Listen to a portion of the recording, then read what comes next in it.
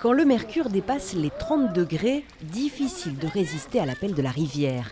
Thiago et Loun s'en donnent à cœur joie et tentent d'oublier que ça pique un peu.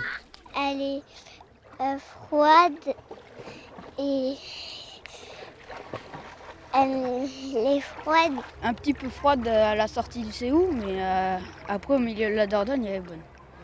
Alors, la Dordogne, froide ou baignable en ce week-end de mai?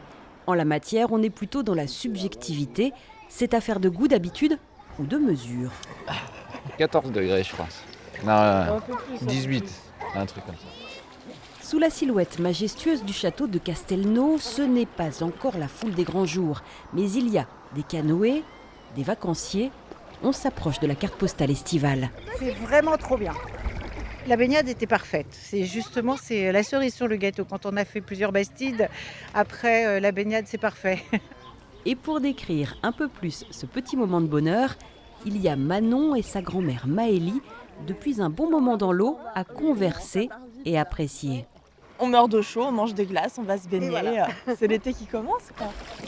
Ça fait du bien dans le corps, ça fait du bien dans la tête, c'est parfait. Ah là, c'est super, c'est génial, il fait bon, tout ce qu'il nous faut là. De la chaleur, de l'eau, de la verdure, des belles pierres, c'est une région fabuleuse. Et il y en aura bien d'autres à venir, des week-ends comme ça au fil de l'eau. La Dordogne, la Vézère ou l'Île vont s'animer de plus en plus.